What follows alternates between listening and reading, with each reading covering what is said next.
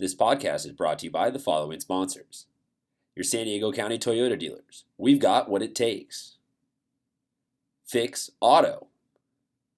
Corky's Pest Control. And Lolita's Family of Restaurants.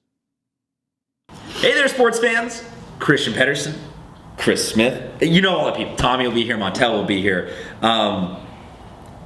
Is it playoffs time? We talking playoffs. Ooh, that's kind of nice. We got a little.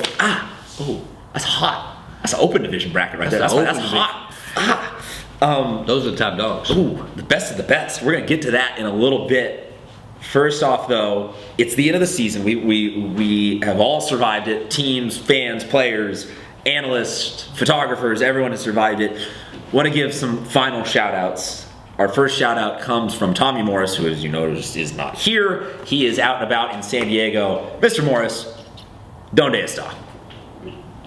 Thank you, gentlemen. I'm joined by another guest. It's Garrett Van Nostrand from Poway. Garrett, how you feeling today? Feeling good. So since I won the regular season, I'm going to say that a million times. I won the regular season. Hey guys, hey Garrett, did you know that I won the regular season in game picks? You know about this? I know it. Okay, yeah. So now everyone knows. So I'm relegating my picks to Garrett for the open division because I am confident enough that I don't even have to make them in order to win in the playoffs. Wait, you know what would really be helpful? Is if we had Someone new to talk about it? an inside expert to come join us and make their picks. Somebody that actually plays the game, somebody that's going to play at a higher level. As a matter of fact, I got the perfect guy for that. Who? University of Oregon commit, running back from Modern Day Catholic, CJ Burdell. He's here? He's right there. Come on in, man. What's up? The magic of TV. You ask and they shall arrive. Doing well, man. Feel really scared shaking that hand right there. No wonder you don't fumble. So we're gonna have you on talking some game picks. Just want to say quick congratulations on an amazing season. Thank you. Open division. That's what we're talking about here. You ready to talk about it a little bit? Yes, sir. We're going to get to our first game. Cathedral Catholic, Torrey Pines, the Battle of Del Mar Heights Road. These two schools less than 2 miles away. So Garrett, first game, as I said, Torrey Pines at Cathedral. Who do you have in this one? I have Cathedral. And why? I think they just have too much offense for Torrey to handle, and they're just unstoppable this year. All right, guys, we'll go with Cathedral. Back to you. Torrey Pines, great year. Can't say enough about you guys. Way to prove everyone wrong, including myself. No one saw this coming. You guys had one of the best years in regular season I've seen in a long time, pulling together. But now you guys are going against Cathedral, and this is going to be one of those battles where Torrey Pines is going to hope to stay close, but I don't think they have enough athletes to. I have Cathedral winning this game. They just have too many weapons. They're too strong and too fast right now for Torrey Pines to compete. I think Torrey Pines will fight as best they can, but I think Cathedral's going to show everyone in the county why they're number one. I got Cathedral for the victory. All right, are you gonna agree with him or disagree with him? Well, I'm going to say the difference maker in this game is going to be linebacker Maroney Anai. This kid has a nose for the ball. He's going to help Cathedral break down that wing tee for Torrey Pines. I'm taking Cathedral in this one. TJ? I'm gonna have to go with Cathedral on this one. You know, they got that nice running back Puma, and then my man's Jordan too on defense and offense as well. You could spend all day and night shouting out every single kid on Cathedral Catholic would start at every single school in the county, in the state. Yada yada yada yada yada yada yada yada yada. Hashtag Falcons win. Torrey Pines, baby. Okay. Next game, because we're going to keep moving before Cathedral knocks down this wall behind me and comes to get me. Number 5, Mission Hills. Number 4, Grossmont. This one, the toss-up, the middle bracket is always fun. Tommy Morris, get us started. All right, Garrett, number 5, Mission Hills. At number 4, Grossmont. Who do we like? I have Mission Hills in this one. I think Jack Tuttle and Sam Dixon outplay Grossmont, and they get the W. Can I get a score prediction, or is that going to be too much? We'll go 35-21. All right, I'm going to just make a rule right now. I get like triple bonus points if you hit that right on. All right. Guys, back to you. Mission Hills versus Grossmont seems to should be a pretty good game. Mission Hills, led by Jack Tuttle. You know, question if they should be in the open division, but they're here. They're ready to play. They've had 2 weeks to prepare for Grossmont. Should be a very, very good game. Grossmont, led by Hunter Gaines, playing outstanding right now. Chevelle Sterling on defense. They got Raleigh Harvard, They have a lot in the tank over there at Grossmont, and they got a lot of speed. I believe this is going to be a pretty close game until I think mid third quarter, where I think Grossmont is going to pull away. I think Mission Hills has everything going for them. They've had to deal with a lot with their Levy brothers not being able to play and a lot of adversity. I think this is probably unfortunate when it comes to an end for them. I think Grossmont is going to be a little bit better than them. I think they're going to fly around a little bit faster than them. But Mission Hills can surprise me. They play tough. We know they play tough when the backs are against the wall. And they got the guy Jack Tuttle who can lead them can lead any team in the county. But I'm going to go Grossmont on this one. I'm picking Grossmont for the win. That's interesting. Well, I'm going to go with the big game hunter. And that's none other than quarterback Hunter Gaines. Big game. The Hillers proved to me this year that they have a balanced offense, both running the ball and passing the ball. I'm not sold on Mission Hills. They've been up, they've been down, they've lost a couple crucial games. I'm taking the Hillers in this one. Mr. Verdell. I'm gonna have to go with what Mr. Smith said. Much respect for Mission Hills. Sam Dixon and Jack Tuttle, but I've seen a lot of film on Grossmont. They seem to have a pretty balanced team this year, so I'm gonna go with Grossmont.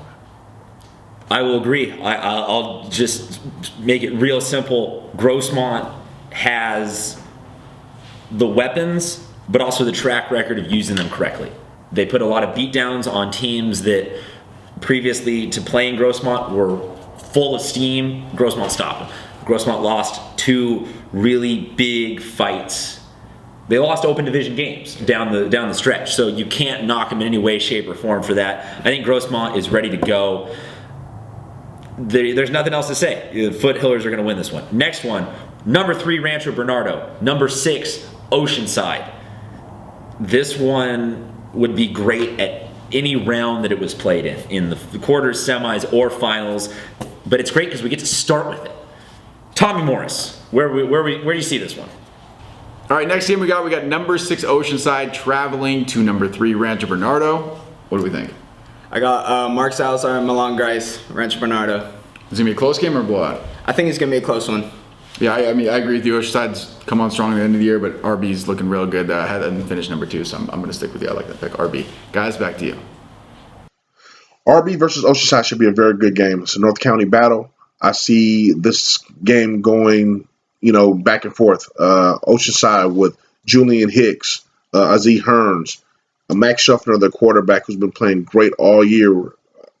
Love their team. I think they're very scrappy, but I think they're going to meet one of the better teams in the county. I think they're going to have a hard time struggling to executing.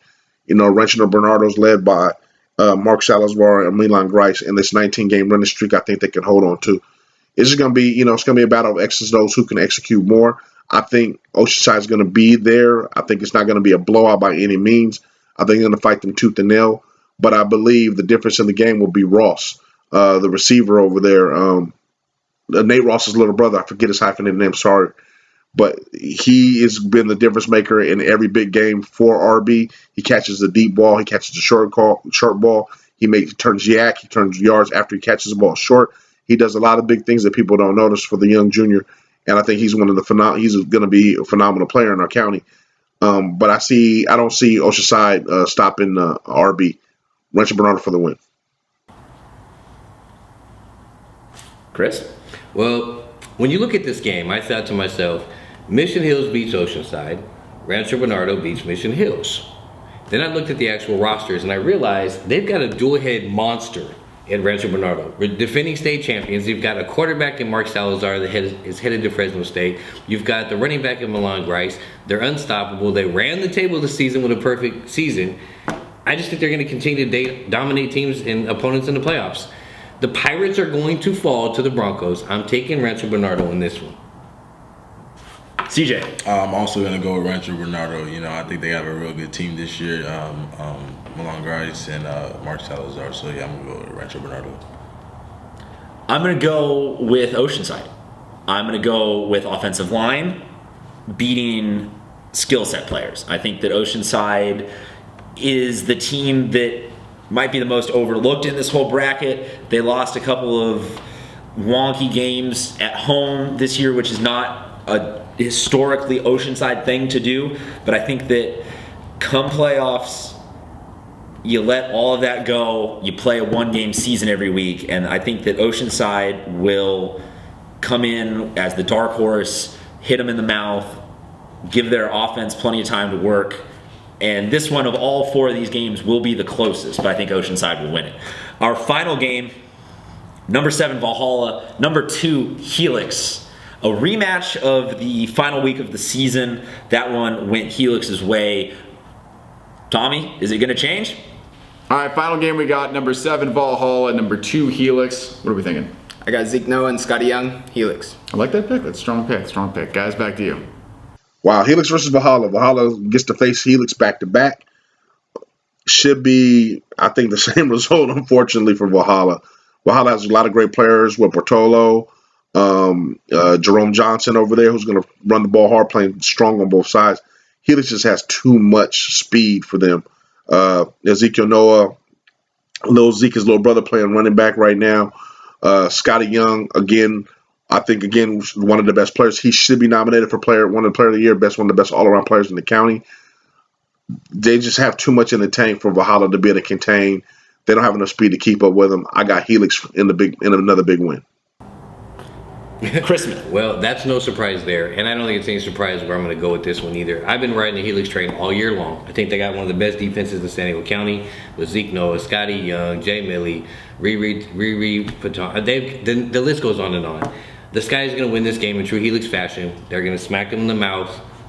At the end, Helix is going to win this game. I'm taking Helix. All right, before we get out of here, any shout-outs, anyone you want to talk about before we end the podcast? Shout out to my whole team, first of all. Shout out to the O-line, Jared Adelman. Our rushing game's been huge this year. And shout out to my guy, Alex Johnson. I just wanted to clarify. Did you just call it Jared Adelman the lineman? I think I said Jared Adelman. I think he just called you a lineman, Jared. I don't know. Oh, no. Yeah. Running back and lineman, I mean. All right, guys. All one unit. All one unit, all one team. Everyone's a lineman, everyone's a skill player. Guys, back to you. CJ. I agree with everything Mr. Smith said. I know a lot of the Helix players, Scotty and Zeke, and I'm going to have to go with Helix as well. I'm going to also go with the Helix Highlanders. I think it's really interesting. Right around week 3, everyone was hitting the absolute panic button on the first season for Coach Owens. Okay, not everybody. But the general consensus was that Coach Owens wasn't clicking right. There was something wrong out at Helix, and they answered Need I remind all the naysayers that the junior quarterback that transferred from, what school did he come from? Oh, that was Valhalla. Transferred over to Helix now, and the kid threw over 1,900 yards this season. And Coach O was struggling? I don't think so. So this will be an interesting game to watch. These will all be interesting games to watch. That's the open division. Please play along with our pick'em so you can let us know. But also what we want to know is what you have to say. You've had a great season. You've had a great career here. You've entertained a lot of people here in San Diego. You've showed them how to play the game of football right. The floor is yours for a few minutes. Tell us what's up. Well, first of all, I can't do any of that without the glory of God. So first of all, thanks to him. And then my O-line as well. Big shout out to some people on the line, Pedro Chavez, Nick DeLacqua, Chris Galetta, Makai Scott. All those guys, and then my friends back home too, Quinn Frazier, Kyle Moses, Eli Sheldon, Chris Jones, all y'all too. So big shout out to them. There you go. The kid understands. I do want to say, before we go, I got to say one thing. I watched a lot of game film in my years, but if you want to see what an amazing football player looks like, go watch this man's huddle film and look at the second play. Spin move at the 5, a stiff arm, 99 yards, and outruns the entire secondary. It's an amazing play. That would change your mind. Watch this kid. He's a phenomenal football player. And where are we going to be able to see you doing all this next year?